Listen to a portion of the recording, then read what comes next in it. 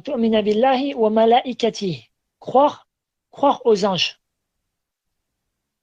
Qu'est-ce que sont les anges?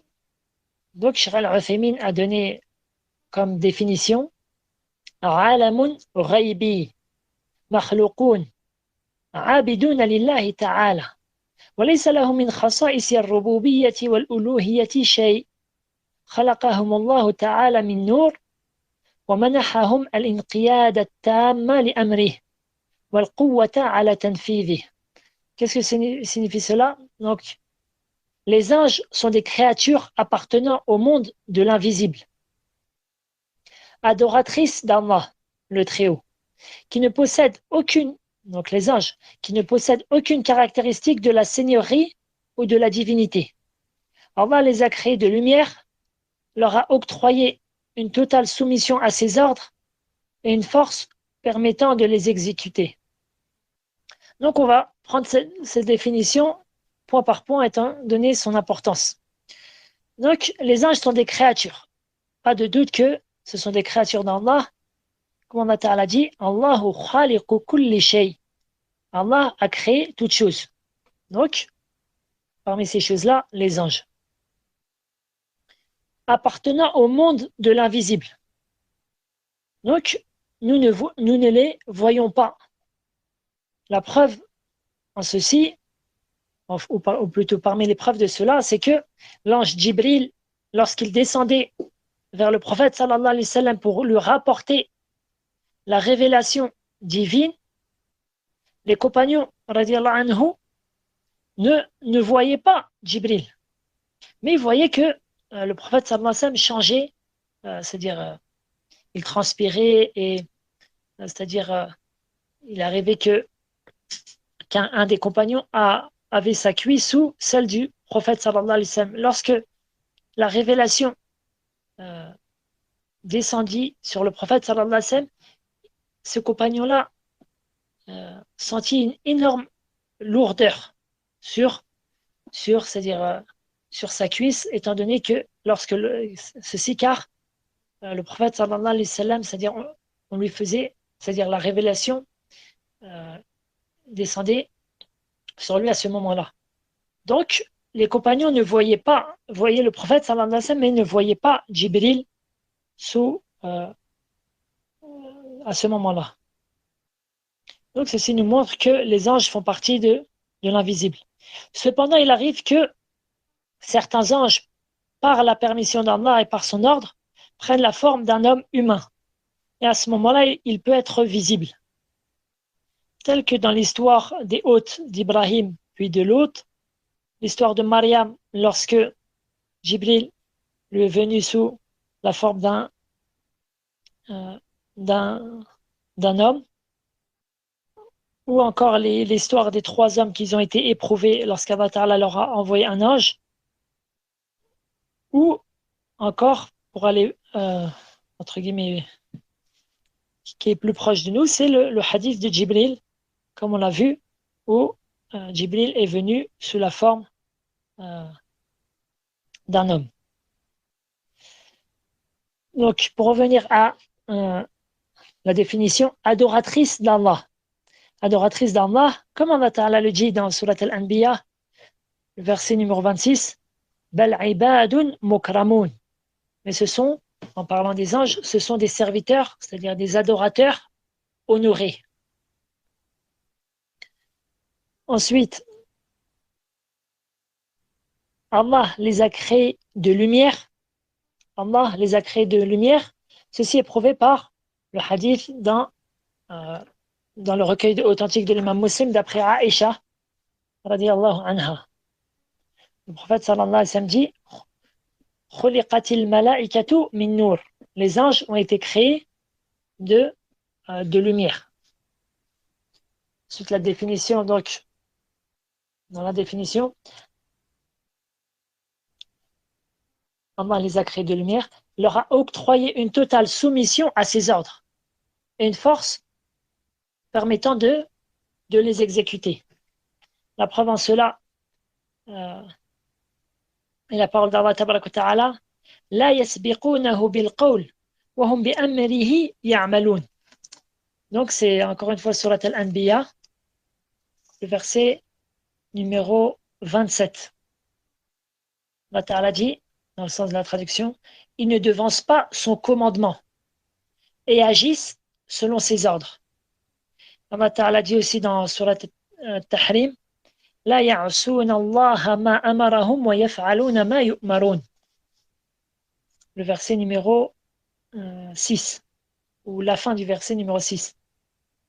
Allah Ta'ala dit sur les anges,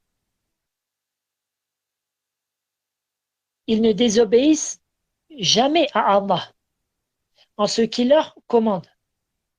Et ils font strictement ce qu'il leur ordonne.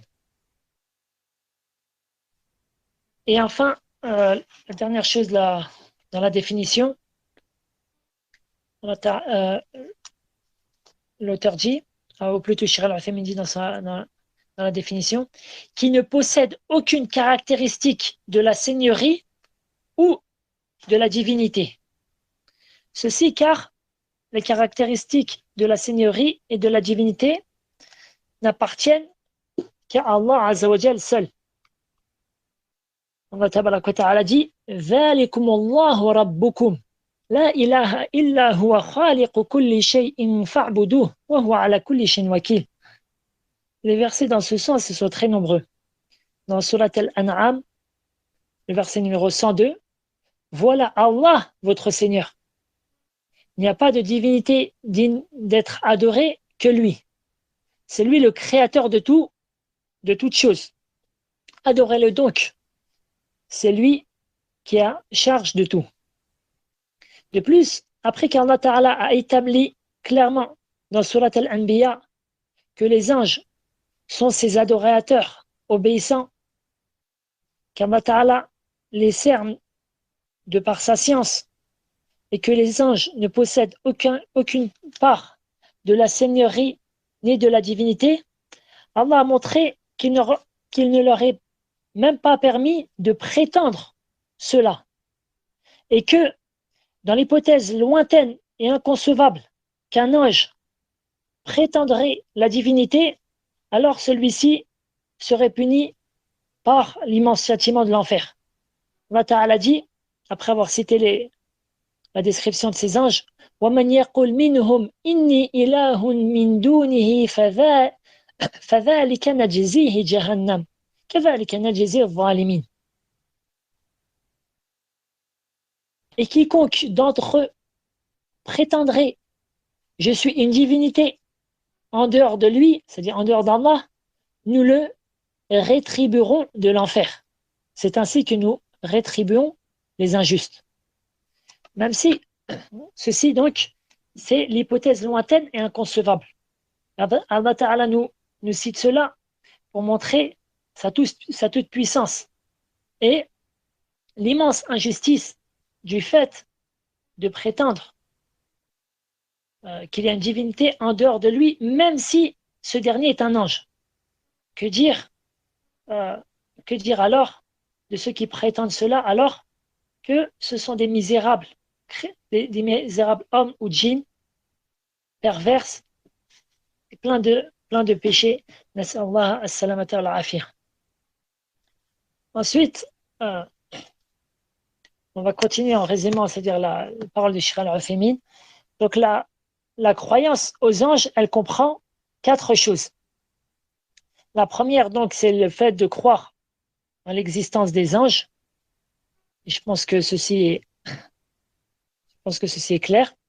Deuxièmement, croire de façon particulière aux anges dont le nom nous a été indiqué, comme Jibril, Mikaïl, Malik et d'autres. Quant à ceux dont le nom nous est inconnu, on se doit d'y croire de manière générale. On croit que le ciel, il est plein d'anges qui adorent Allah Ta'ala, même si on ne connaît pas forcément le nom de chacun d'entre eux. Donc ça, on y croit de manière générale. La troisième chose, c'est le fait de croire en leurs caractéristiques qui nous ont été décrites. Comme par exemple, Jibril a été décrit par le prophète sallallahu alayhi wa sallam qu'il a sittumia janah, c'est-à-dire qu'il a 600 ailes, subhanallah, et qu'il remplissait l'horizon, c'est-à-dire tellement il était immense, il remplit l'horizon de par, c'est-à-dire sa grandeur.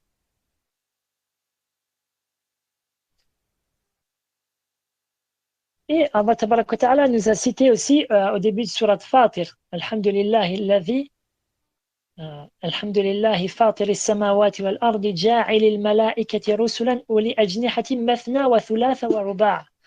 Allah Ta'ala dit dans le début de surat Fatir, le premier verset,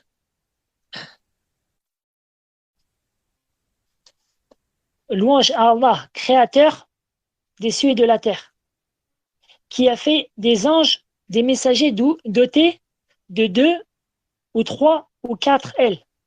Donc, certains anges ont 2 ailes, d'autres en ont 3, d'autres en ont 4.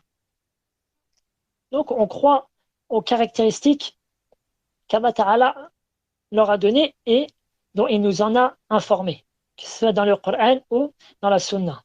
Quatrièmement,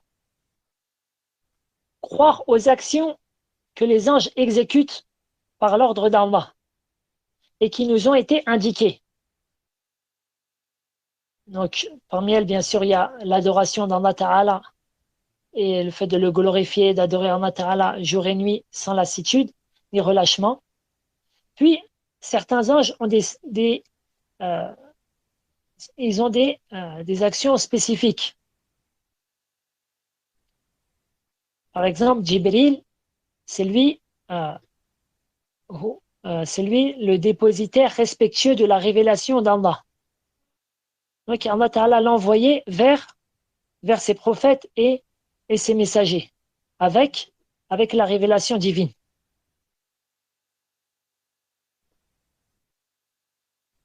Par exemple, l'ange de la mort, il est chargé de retirer l'âme du corps de la personne, du corps lors du décès d'une personne.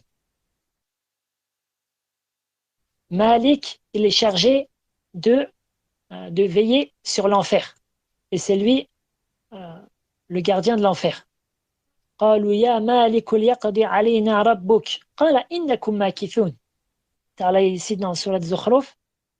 Et ils diront ô Malik, c'est-à-dire les gens de l'enfer, que ton Seigneur nous achève. Il répondra, vous allez y rester. C'est-à-dire vous allez y rester habitant en enfer. Il n'est pas possible c'est-à-dire vous soyez achevés dans le sens où vous allez demeurer éternellement dans le châtiment de l'enfer. Ceci pour les mécréants et les polythéistes, nasallahu al-afiyah. Parmi les anges, Israfil, qui est chargé de souffler dans le corps à l'arrivée de l'heure et de la résurrection. Et l'imam Qurtubi, il dit que les savants sont unanimes pour dire que celui qui va souffler dans le corps, c'est bel et bien Israfil. Et les autres anges qui ont, des actions particulières par l'ordre d'Allah tabaraka wa ta'ala. Donc voilà, de manière rapide, qu'est-ce que comprend la croyance aux anges.